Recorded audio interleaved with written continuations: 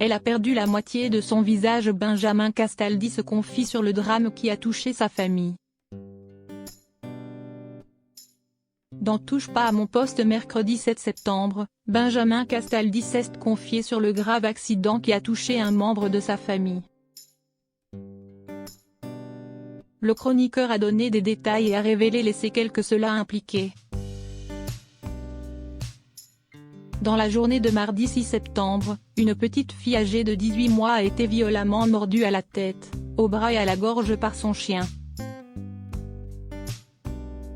Un chien loup américain qui n'est pas reconnu comme domestique par la Société Centrale Canine. Prise en charge par une équipe de sapeurs-pompiers, elle a été transportée au centre hospitalier de Lille.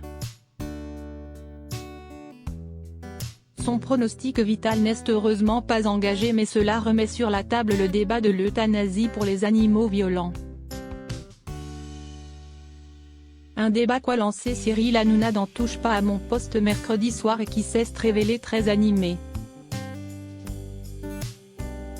En effet, il y avait ceux qui étaient contre l'idée de tuer l'animal quand bien même il causerait des accidents. À savoir Guillaume Janton ou encore Gilles Verdet, et il y avait ceux qui ne voyaient aucune autre solution. Benjamin Castaldi faisait partie de cette seconde catégorie. Il n'y a pas de débat, un animal qui s'en est pris à un homme ne peut plus rester sur terre. Si est-il la règle de base. J'ai envie de protéger mes enfants et les gens qui sont autour. Un chien qui a goûté le sang doit être supprimé, a-t-il jugé. Il faut dire que le père de Simon Castaldi a eu une expérience personnelle traumatisante vis-à-vis de morsures de chiens. Il a en effet confié qu'un membre de sa famille en avait été gravement victime. Moi, j'ai vu des accidents.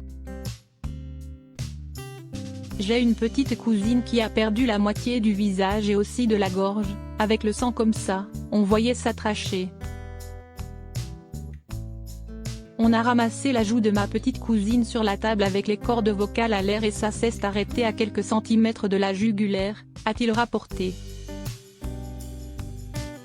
Un accident choquant qui lui laisse encore aujourd'hui des séquelles. Elle a un appareil pour respirer. On fait quoi après? Je m'en fous du chien. Si est une horreur, a-t-il lâché. Un discours qui n'a toutefois pas fait changer d'avis Guillaume Janton. Gênes et Marcon considère un chien comme une sous-espèce. Comme un objet qu'on jette à la poubelle et qu'on tue dès qu'il y a un problème. Ce sont des êtres vivants dotés d'une sensibilité. Ils ont le droit de vivre. Il existe d'autres moyens que les tuer pour les mettre hors d'état de nuire, a-t-il signalé.